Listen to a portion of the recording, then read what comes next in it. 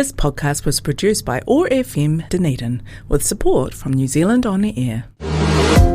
Welcome to Disabled Persons Assembly's Notable Radio Show. DPA is a systemic advocacy organisation run by and for disabled people. DPA is a pan-impaired organisation with members across the country. Over the next half hour, we'll discover how we can work collaboratively to achieve inclusion for all New Zealanders. DPA's Notable Radio Show, a whole new attitude. Kia ora, my name is Amy Taylor and I'm your host on DPA Notable Radio. I'm the local kaituitui or community connector here in Ōtepoti. And today we have our very special guest, Helen Gibbs. Helen is a late diagnosed autism and ADHD. What would be the word? What would you identify as? Patient, client? I hate these words. It's horrible. I just actually consider myself to be someone with ADHD. Sometimes I actually will even use it as my label of choice. Okay, well, that's interesting. Yeah, and it's a very much a context thing, because I know that for some people within the neurodiverse population, term first rather than person first is really significant. Absolutely, and for some people that's really important, and it is how our disability strategy was originally written. How it's going to be written now, goodness only knows. We can but cross our fingers. We can but cross our fingers, yes indeed. So the thing that we need to talk about being late diagnosed and diagnosed as a woman or somebody who was labelled female at birth is that this is actually only now in 2025 there are many people actually starting to receive their diagnoses, and I'm sure this has some huge fundamental effects on people's lives. So we have a series of questions. I'm going to start by asking you to tell me just a little bit about yourself and what life was like before you had your diagnosis. So I'm a youngest of a family of disgustingly high achievers, and it very much is that this high-achieving family, when I sent my psychiatrist the genogram of my family, she was like, oh, can I interview the whole lot of them? So in many ways, I came from this place of intense privilege, because actually being a bit different wasn't actually seen as a bad thing. It was just seen as a different thing, like perhaps blue eyes are, perhaps, curly hair. So that was an incredibly privileged space. Moving out into the big bad world, I, of course, had that resilience taught by that lived experience, and then occasionally clobbered my head against situations where I was like, so difference is not being a particularly acceptable thing at this. And I guess what was really noticeable is as I moved forward, I had capacity, but I would burn out. And I was trying to do a fingers and toes count on burnout episodes I've had across my adult life, and I think it comes up to 6 or 7. Got a little bit vague in the middle there because I couldn't decide where one would begin and end. And while I could achieve really, really well, it was that massive, massive mental health cost and just that sheer physical exhaustion. Every so often it would either my brain would give out or my body would give out, and I'd have to reset and rethink. So on one hand, this wonderful childhood and lived experience of, hey, it doesn't matter how you do things, what matters is you do things. And on the other side of it, going out into the big bad world and going, oh my goodness, that's not everyone's default setting. That's a bit of a shocker, isn't it? It's funny. Your story resonates with me so well. I come from a family. My dad has 2 PhDs. My mum has 1. My sister is a civil engineer. And my other sister, she's the black sheep of the family. She only has a bachelor's degree. It's just always been, a family of very high achievers. And been encouraged to sort of pursue that, but also, Yeah, burnout's been a big thing for me as well. So it's really interesting that you say that. I don't have a diagnosis, but I do have two wee ones with diagnoses. So I'm not altogether. Yeah, lots of parents of children who are not neurodiverse start to wonder. It's like, hang on, is this me as well? I don't know. And I mean, the funny conversations I've had with siblings includes one of my sisters reckons that she's close enough to the fence that she's still on the neurotypical side but can see the flowers on the neurodiverse side. And then my brother said, oh my goodness, you're the only one brave enough to stand up in front of a psychiatrist and actually be looked at. So, you know, there is a certain element of that sense of humour. We have acknowledged the neurodiversity back into my grandparents and potentially into great-great-grandparents because we have an interesting diary that only a neurodiverse person could have written as they came out on the boat. It is always interesting to think about how your family might have been in that time where, even though we say like acceptance isn't high at this stage, just imagine how it was back then. Well, I mean, we talk about the ones that ended up in the sanatoriums as much as the ones that managed to get by, but often you can again see patterns of exhaustion, burnout, that kind of thing going on. So when did you first start to suspect you might be neurodivergent, and what led you to seek an assessment? So my journey has been, as I say, I've had upgrades in my neurodiversity along the way. So Mum finally got frustrated at my grand age of 15 of the number of times teachers said she just has to try harder, and she was sitting there going, ugh. And there was a very new organisation at that time called Spelled. And I was one of the first to be assessed through Spelled for dyslexia. And probably the best gift that came out of that assessment was actually, I think it was only 10 sessions with someone who actually coached me on some bits that were the very big gaps in my ability to process things. So I've still got the dyscalculia. I still can't spell for custard, but at least I have a chance of working out where I'm going wrong, thanks to that coaching. Then when I was working in the UK, I managed to delicately fall over my own toes as I was walking into the dietitian's office in front of a specialist OT who went, said, come and talk to me in the office. And she talked me through things and did a couple of things. And she said, if you were 8, not 28, you'd be coming to see me. You've got dyspraxia. And so, upgrade. And as part of my experience of being part of my communities, I have often spotted people with neurological difference and even facilitated and supported them through their diagnosis.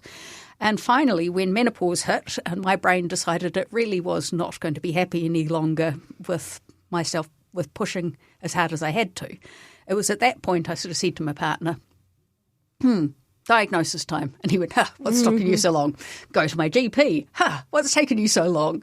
And so I went in thinking it was going to be an ADHD diagnosis, and I thought I'd perhaps end up this far over, very tiny wee bit over the threshold. Came out with a moderate to severe ADHD, and as my lovely psychiatrist said, with a side helping of autism. And was I totally surprised at the autistic, but not really. But it was sort of like, so I still tease her that she was doing a buy one, get one free offer. So, that was why I felt the assessment was actually running out of that energy at menopause, which is an increasingly common presentation. So the next question, I haven't worded it on paper quite exactly like I want to ask it.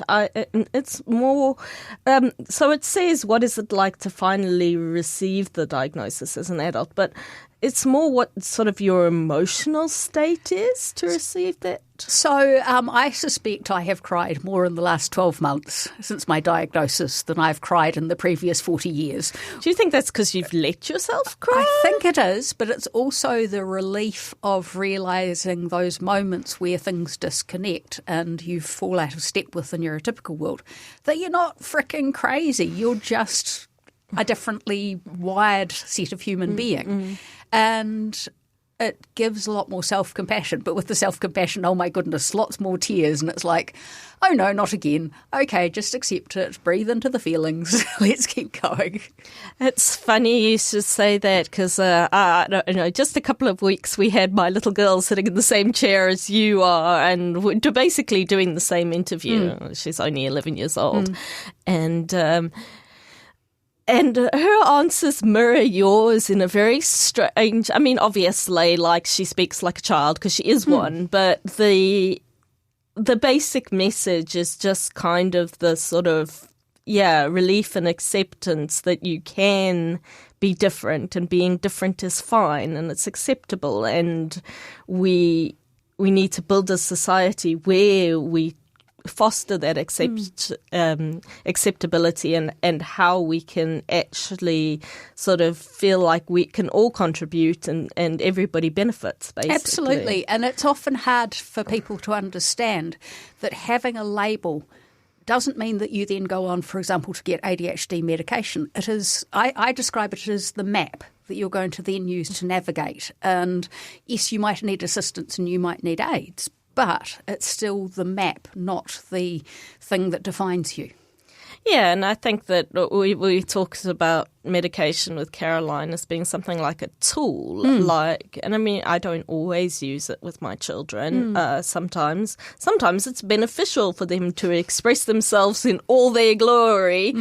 At school, not necessarily, because that environment is not necessarily built for children like that. Well, a very dear friend of mine who was the first of the adults who I took through that journey of diagnosis, his favourite non-medicated times were watching rugby.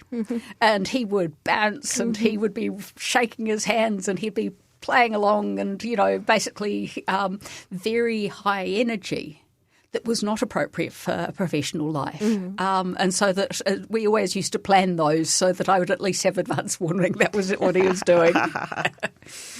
So for people who don't know, how would you describe ADHD in your own words? This one I had to do lots of thinking about, and I watched a few YouTubes to try and get some ideas. I say that it's like having two brains running in parallel. Okay, interesting. And, on one hand, you've got the expressive, impulsive, slightly over-the-top ADHD brain who will also curse you when you try and write down notes and go, yeah, I'm going to remember this. Not. And then you've got the autistic brain, which loves its routine, loves its method, loves writing notes. So, they're actually running in parallel with each other. And sometimes you actually have to referee between them. And so one of the disciplines I'm getting much more back into is actually writing notes for myself. And my autistic brain goes, oh, this is great. This is really fun. And my ADHD brain is going, are you finished yet? But one of the things is that having that two-brain focus lets me know, okay, who needs to be in charge here? And then, interestingly enough, it also is, if something's not working particularly well, am I in the right brain space? Oh, interesting. So this kind of really links into the next question because the next question is, how does autism and ADHD show up in your day-to-day life? And how do they interact, which you've already spoken about to some extent. Do you have anything else to add? So probably what the thing is that my autism and ADHD give me a very high level of intuition and a ridiculous sense of being able to connect the dots. And, I have people gasp at the dots that I connect. So that's part of what shows up in life. But can I finish the paperwork that I need to? Not unless I actually remind myself that, no, switch into the brain that does the best bit of that. Okay, yeah, sure, I can buy that. I don't know why this is. It really, really resonates, and that's. I guess while you're interviewing somebody at a radio, it's probably not the best time for your brain to be whizzing around and thinking of situations where this applies to yourself. But nevertheless, but the funny thing is for so many women. When we have, I'm very open about it. I'm open about it in my professional life because I know that for health professionals, being different is still not particularly safe. And the number of conversations I then get privately about this. It's not an uncommon experience. Well, and I'll tell you a story. That's something that happened yesterday in a meeting, and I'm embarrassed about it because my behaviour was not great. So I was in a professional meeting, and somebody there's access needs were not being upheld, and this really upset me, and I lost my cool, and I spoke to the coordinator in perhaps a way that was not professional and not very kind, to be honest. And I quickly recognised this and did my best to apologise. But this person was clearly really upset, and I'd upset them, and that was my fault, and I do take full responsibility for that. But it was never personal towards that person. What was angering me was that the other person's access needs were not met. I didn't feel in my mind that I was attacking anybody. I was attacking the fact that the access needs were not met, and that wasn't good enough. And yeah, sometimes that kind of like impulsion and lack of being able to recognise that actually there is a time and a space for those kind of expressions and emotions, and sometimes I'm not great at that. And it is hard because we are, as women, socialised to be restrained, and often there is a whole range of feelings that are labelled as bad, difficult, uncomfortable. And that leads to burnout because if we don't express them in safe ways, we bottle them up. And as I often say, internal bottled up emotions leads to depression. Yep, I can totally buy that.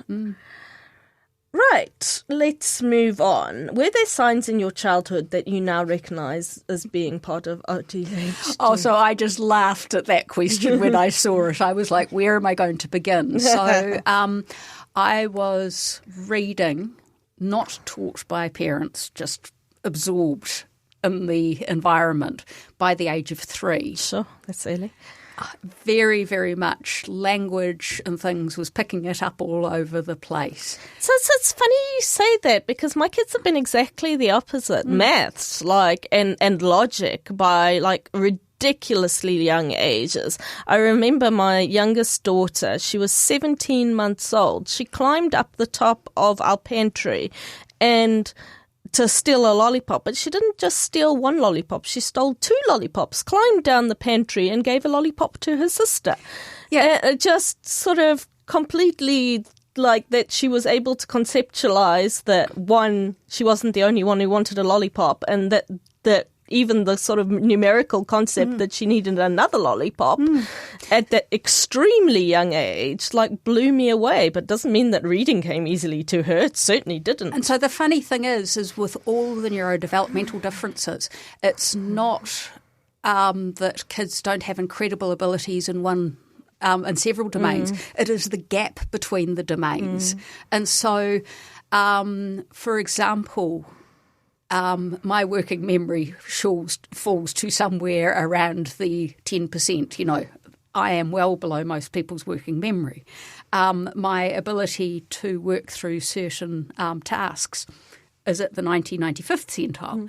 That gap of processing, that gap of ability is often what causes the tension because... Oh, gosh, and the frustration and the tantrums and the tears. Yeah, all of those, and even as a grown-up.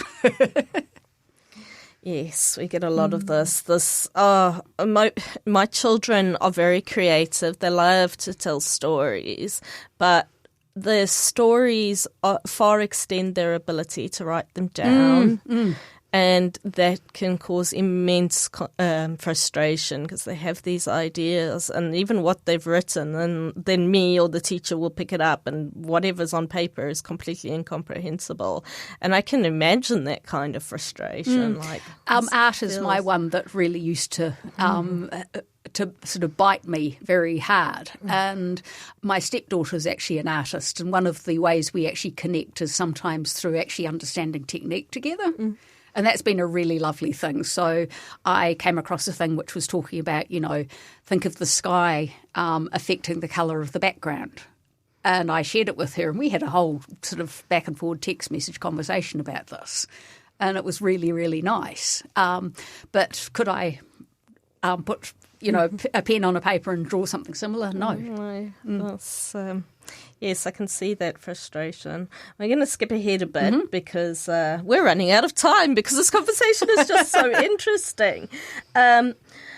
How has learning more about yourself changed the way that you manage stress, energy, or social situations? So we had kind of got some of these sorted, my partner and I, already, but we're now even more strict about it. So say we're planning to go out on Friday.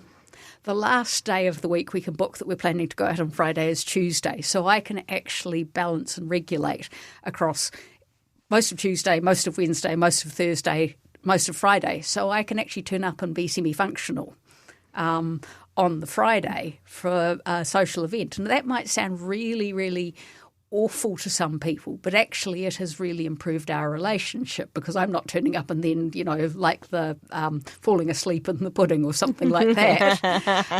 And I'm much better at my self-regulation because of that.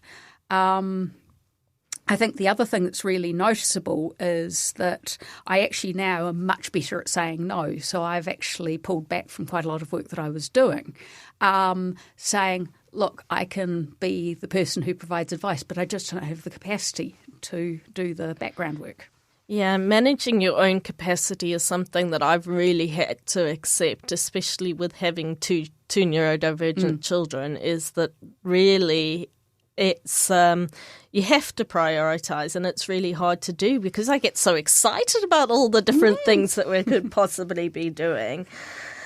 So let's talk a bit about advocacy and awareness. What do you wish that people better understood about women and gender diverse people with ADHD? That the stereotypes don't fit, and your bright, quiet little girl could be actually struggling with a neurological difference. And just because, as one of my friends used to say, just because I wasn't burning down the school doesn't mean that I wasn't struggling. And it is funny you say that because I have two children who, especially Caroline, especially the older one, are both very, very typical textbook ADHD.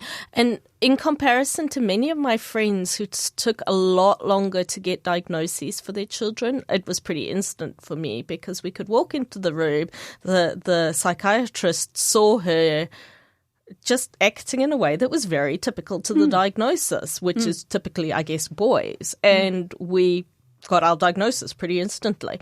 Whereas for other children, girls, like everybody's always surprised I got a quick diagnosis for girls. And so the thing is you've got the two sides of it. You've got the hyperactive side, then you've got the inattentive side. The inattentive side looks like daydreaming, but in fact it's not just daydreaming. It is quite literally space cadetting. It's not being able to pick up and follow what a conversation's going on because actually your brain is so busy thinking about other things.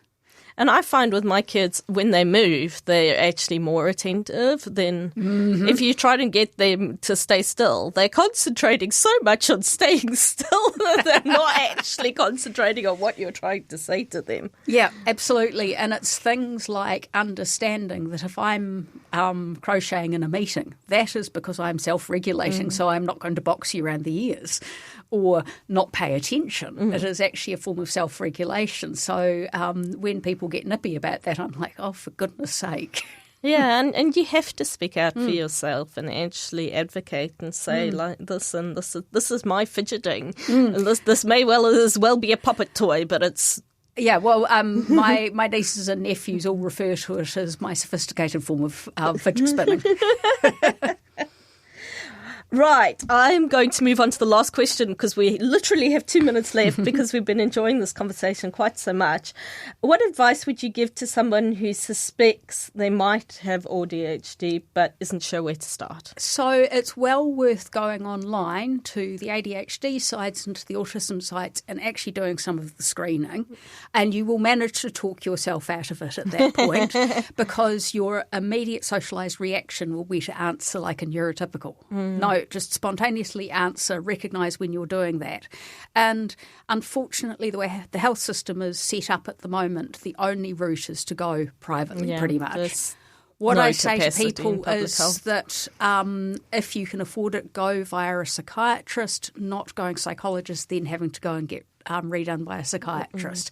And the advantage if you're a woman is that if you go via a psychiatrist who really knows what they're doing, they will look at the other bits of your health and hopefully get that aligned to help with your, with your whole being healthier as a person with a diagnosis. Wonderful. Well, we're going to close here. This has been DPA's Notable Radio. Thank you very much for listening. Ka kite. Disabled Persons Assembly is Aotearoa, New Zealand's first pan-disability national organisation, providing system-level advocacy for all disabled people. Membership is free for individuals. If you'd like to know more, visit our national website at www.dpa.org.nz or contact your local kaituitui or community connector, Amy Taylor, at kaituitui.otipoti@dpa.org.nz. Disabled Persons Assembly, a whole new attitude. This podcast was produced by OAR FM Dunedin with support from New Zealand On the Air.